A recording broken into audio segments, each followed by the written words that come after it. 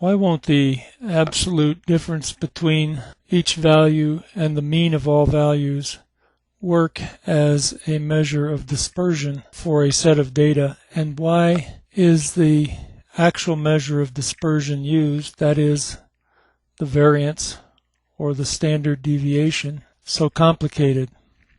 The answer to that lies in the notion of centeredness.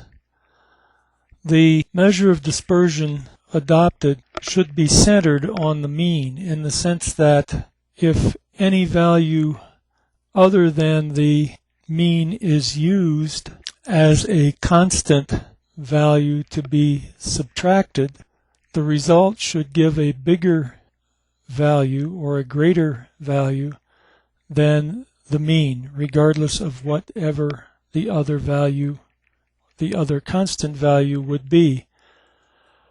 To see what that means, let's take a look at a small data set that consists of the numbers 1 through 7, and think of the constants, the constant values 1 through 7, which includes the mean of this small data set, the mean of that being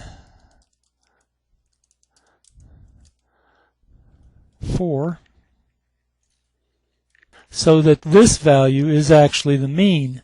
Now we're going to use the formula in 6.7 and get the sum of the differences between each value and some constant.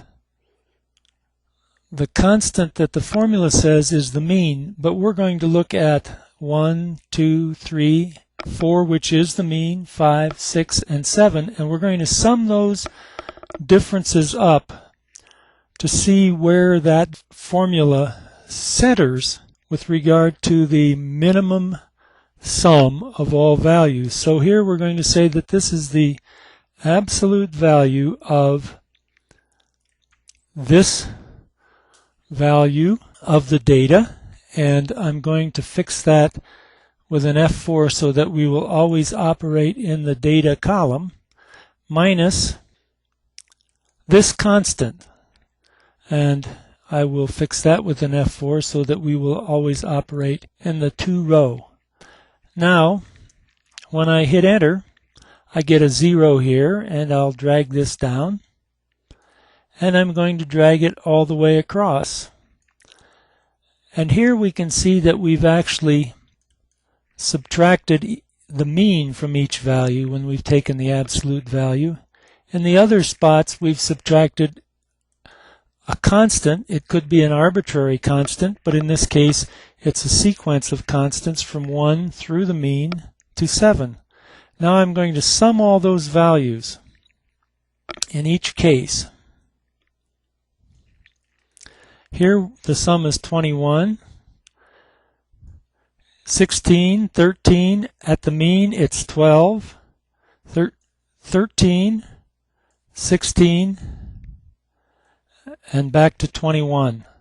So given the criteria that I mentioned, that is that the sum of the differences between each value in the data and some constant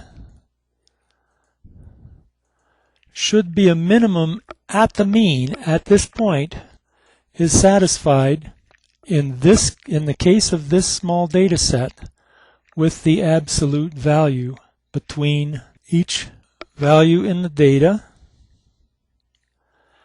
and the mean.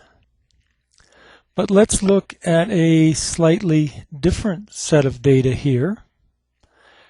Instead of having 1, 2, 3, 4, 5, 6, 7, I'm going to change this to 1, 2, 2, 7, 7. Now, that new set of data still has a mean of 4, but look what's happening to the sum of the differences between the data values and some arbitrary constants, including the mean. This is 21, the sum of the differences. This is 16, 17, 18, 19, 20, 21. The sum of the squared differences is not a minimum at the true mean, which is here with 18. In fact, it is at a minimum at 2.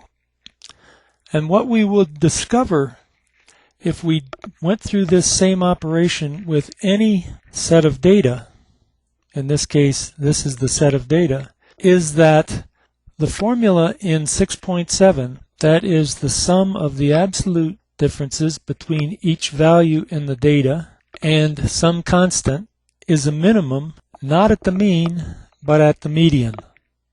Now let's look at an alternative, the actual variance, the measure of dispersion that is so complicated, and we will look at only the denominator of the variance because the numerator really makes no difference. And here, instead of having the absolute value, we're going to change this to the squared value,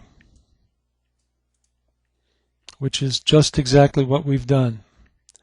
Now, if we drag this all the way across and drag it all the way down,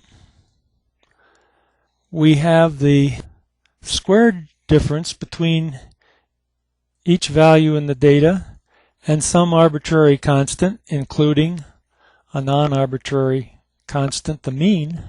And we can see easily that in this string of data, the squared difference between each value and some constant is a minimum at the mean. In other words, the sum of the squared differences between each value and the mean is a minimum.